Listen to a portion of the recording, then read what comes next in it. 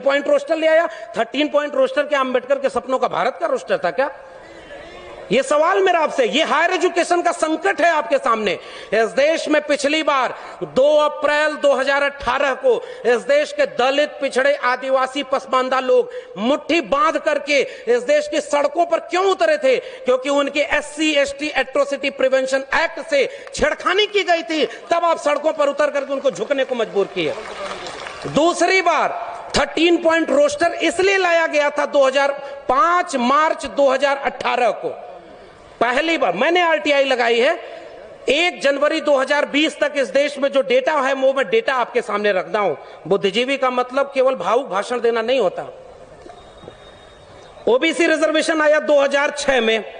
उसके बाद इस देश में नई शिक्षा नीति आ गई। पहली बात तो यह समझिएगा कि अब पूरी प्राइवेट शिक्षा अब प्राइवेट हाथों में चली जाएगी। न्यू एजुकेशन पॉलिसी कहती है 40% सिलेबस अब ऑनलाइन मोड में चलेंगे। कितने घरों के बच्चे ऐसे हैं जो वो अपने बच्चों को मोबाइल और लैपटॉप दे सकते हैं? एक मुख्य अतिथि जी का भाषण चलाना था, कितना मुश्किल हुई। मेरी अपनी क्लास में 50 विद्यार्थी पढ़ते हैं और ऑनलाइन में आज 25 विद्यार्थी बाहर हैं। मैं दावे करता हूं वो 25 विद्यार्थी दलित, पिछड़े, आदिवासी हैं जिनके घरों में मोबाइल नहीं है, इंटरनेट नहीं है। आप वहां नहीं शिक्षा ला रहे हैं। आप बुनियादी जरूरत तो पैदा कर नहीं पाए। और मैं डेटा पढ़ रहा हूं 1 जनवरी 2022 का डेटा। वो डेटा आपके सामने कह रहा है 97.6% OBC प्रोफेसर की पोस्ट खाली है। 95% शेड्यूल्ड ट्राइब के प्रोफेसर की पोस्ट खाली है और 93.8% शेड्यूल्ड कास्ट प्रोफेसर की पोस्ट खाली है।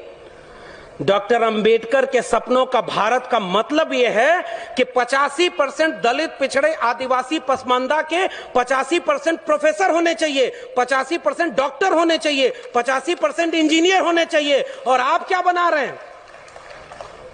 तीसरा मुद्दा स्वास्थ्य का। राष्ट्र बनने का मतलब क्या था? राष्ट्रवाद का सर्टिफिकेट आज वो लोग बांट रहे हैं जिन्होंने अंग्रेजों से माफी मांग करके कहा था कि हमको पेंशन दीजिए, हम आपकी मदद करेंगे। और वो लोग आज कह रहे हैं, उन लोगों को सिखा रहे हैं जिनके पुरखों के हाथों ने इस देश और दुनिया को रहने लायक बनाया। हम कमेरा जाति के लोग हैं।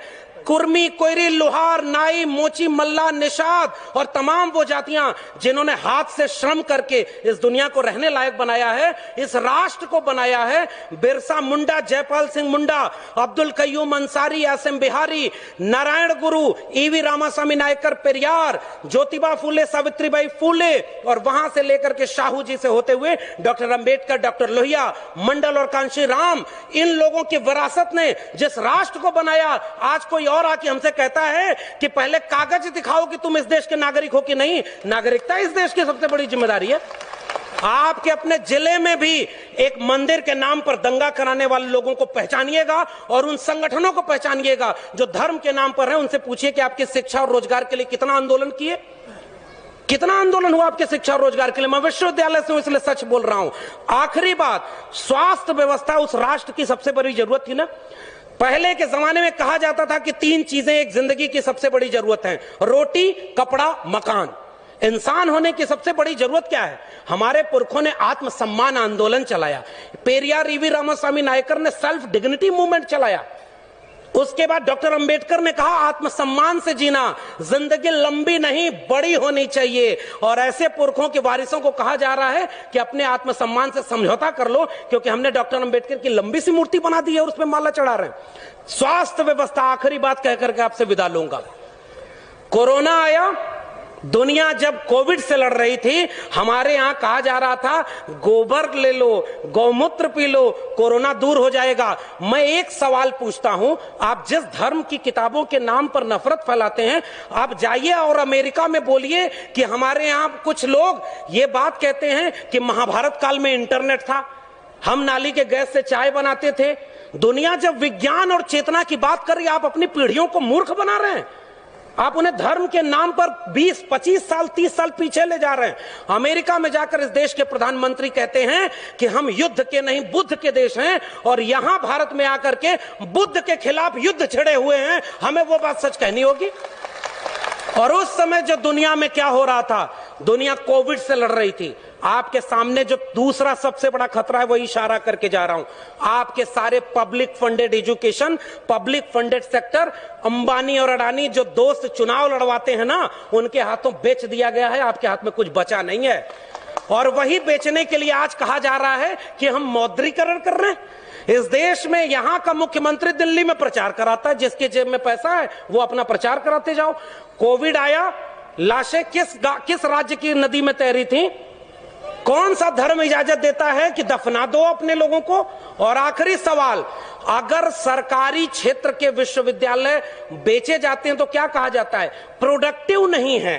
एयरपोर्ट क्यों बेचा जा रहा है? प्रोडक्टिविटी नहीं है। सरकारी संस्थान घाटे में हैं, भेल बेच रहे हैं, रेल बेच रहे हैं, एयरपोर्ट बेच रहे हैं, LIC बेच रहे हैं, बैंक बेच रहे हैं। बैंक वालों ने हड़ताल किया था ना, ये सारा कुछ बेच रहे हैं क्या कहकर? प्रोडक्टिविटी नहीं है, राष्ट्र ये घाटे में जा रहा है। दो सवाल, कोरोना में जब सब लॉकडाउन लगा था तो आपकी जान किस अस्पताल ने बचाई थी? सरकारी अस्पताल ने कि प्राइवेट अस्पताल ने? प्राइवेट अस्पताल तो बंद थे, सरकारी अस्पताल ने जान बचाई। तो जो प्रोडक्टिव नहीं है वो जान कैसे बचा रहा था? और दूसरा सवाल, अगर ये सारी चीजें घाटे में हैं तो ये अंबानी और अडानी उसे खरीद क्यों रहे हैं? ये सवाल है मेरा आपसे। आप जिसको कह रहे हैं ये घाटे में है, इसको बेच देना चाहिए, तो ये जो उद्योगपति जो मुनाफा कमाने के लिए आपके सर का बाल तक बेच दे, वो एक घाटे वाली कंपनी खरीदेगा क्या? हमारे पुरखों ने इस देश को बनाया है। आज मैं आपसे आखिरी बात कहकर के जा रहा हूं, आज सबसे बड़ा धोखा और सबसे बड़ा खतरा इस देश के नौजवानों को है, जिनकी पीढ़ी को धर्म के नाम पर अंधा बना दिया गया है। स्कूल, कॉलेज और विश्वविद्यालय जाने के नाम पर वो बुली ऐप बना करके 100 मुस्लिम महिलाओं को ऑनलाइन नीलाम कर रहे हैं। वो 18 और 20 साल के बच्चे हैं। आपकी पीढ़ियां बर्बाद कर दी गई हैं और आपसे कहा जा रहा है कि हम डॉक्टर अंबेडकर की वजह से यहां बैठे हैं। मैं कह के जा रहा हूं, जो आपके शिक्षा और रोजगार की ना न करे। मैं ओबीसी समाज से आता हूं और मैं ओबीसी समाज से भी शिकायत करता हूं और वहां से भी गालियां खाता हूं। मुझे वोट नहीं चाहिए किसी का। हम अपने दम पर उस यूनिवर्सिटी के प्रोफेसर बने हैं, किसी के वोट मांगकर नहीं बने। तब तक समझते थे कि हमारे पुरखे, हमारे घर परिवार वाले मेहनत करके इलाहाबाद यूनिवर्सिटी पढ़ाए और इलाहाबाद यूनिवर्सिटी टॉप किया, दिल्ली यूनिवर्सिटी में जाके प्रोफेसर बने। तब तक ये समझते थे कि हम अपनी काबिलियत से बने हैं। लेकिन बाद में ये समझ में आया, जब हमने अपने पुरखों को पढ़ा, कि अगर इस देश में भारत का संविधान और मंडल कमीशन न होता तो मैं कभी यहां नहीं होता और आपके सामने खड़ा नहीं होता। तो जिस सीढ़ी से चलकर मैं आया हूं, वो सीढ़ी मेरी आंखों के सामने तोड़ी जा रही है। और मंच पर आकर के मैं आपसे तालियां बजवाने के लिए वो बात कहूं कि सब लोग खुश हो जाएं और कल को मुझे वाइस चांसलर बना दें, वो वाइस चांसलरी किस काम की है कि कल वापस जाके जब मेरे लोग मुझसे पूछेंगे मेरी नौकरी बर्बाद हो गई, शिक्षा बर्बाद हो गई, रोजगार बर्बाद हो गया, तुम उन लोगों के साथ बैठ करके कह रहे थे जय भीम जय मंडल। ये सबसे बड़ा खतरा है। उन लोगों को पहचानिए जो आपके वैचारिक दुश्मन हैं। मैं ओबीसी समाज से आता हूं और मैं ओबीसी समाज को एक शिकायत करता हूं। इस देश में ज्योतिबा फूले माली जाति से आते थे, ओबीसी थे। डॉक्टर अंबेडकर ने उन्हें अपना तीसरा गुरु बनाया था। शाहू जी महाराज ओबीसी जाति के थे। पेरियार चरवाहा समाज के थे। ओबीसी घरों में इनकी तस्वीरें नहीं है। शिवदयाल सिंह चौरसिया 1928 में बिहार में और उत्तर प्रदेश में आदि हिंदू सभा बनाए। और जब हिंदू लोगों ब्राह्मणों के पास गए और उनसे कहे कि मैंने आदि हिंदू सभा बनाया है, इसकी मेंबरशिप ले लो, तो ब्राह्मणों ने कहा हम हिंदू थोड़े ही हैं, हम तो आर्य हैं। तब चौरसिया साहब खड़े हुए और उन्होंने वो पर्चा फाड़ के कहा, जब तुम हिंदू हम हिंदू, हम तो ये समझते थे दोनों एक हैं, और जब तुम हिंदू नहीं तो हम भी हिंदू नहीं। और उन्होंने उसका नाम बदल कर कहा depressed classes league, backward classes league. 1948 में उसका लखनऊ में सेमिनार कराया और उसकी अध्यक्षता करने के लिए पेरियार और डॉक्टर अंबेडकर को बुलाया, तब जाके बहुजन एका बनी थी। बस खतरा यह है कि उन लोगों को पढ़ने नहीं दिया गया। पनवाड़ी घरों में शिवदयाल सिंह चौरसिया का नाम नहीं है। मेरे अपने यादव घरों में पेरियार ललई सिंह यादव का नाम नहीं है। पेरियार ललई सिंह यादव ने क्या कहा था, मैं उनकी बात कह के रहा हूं। बलिदान न सिंह का होते सुना, बकरे बलिवेदी पर लाए गए, न काटे टेढ़े पादप गए, सीधों पर आरे चलाए गए, विषधारी को दूध पिलाया गया, विषहीन सदा तड़पाए गए। ये कहा था पेरियार ललई सिंह यादव ने। और जब त्रिवेणी संघ बना 1930 में बिहार में और बाद में अर्जक संघ बना उत्तर प्रदेश में, इन दोनों का नारा क्या था, ब्राह्मणवाद की क्या पहचान, गिटपिट बोले करे न काम, और मानववाद की क्या पहचान, ब्राह्मण भंगी एक समान। जिसमें समता की चाह नहीं वह बढ़िया इंसान नहीं, समता बिना समाज नहीं, बिन समाज जनराज नहीं। जो जमीन को जोते बोए वो जमीन का मालिक होए, सबको शिक्षा सबको काम, वरना होगी नींद हराम। हमारे डॉक्टर लोहिया ने कहा 100 में पिछड़ा पावे 100 में 60, सन सोपा ने बांधी गांठ। तब उसको जगदेव बाबू रामस्वरूप वर्मा ने नारे को आगे बढ़ाया कि 100 में 90 शोषित हैं, शोषितों ने ललकारा है, धन धरती और राजपाट में 90 भाग हमारा है। 10 का शासन 90 पर नहीं चलेगा, नहीं चलेगा। जो जमीन को जोते बये वो जमीन का मालिक होए, और राष्ट्रपति हो या भंगी की संतान, सबको शिक्षा एक समान, सबको शिक्षा सबको काम, वरना होगी नींद हराम। और सबको शिक्षा दे न सके जो, वो सरकार निकम्मी है, और जो सरकार निकम्मी है वो सरकार बदलनी है।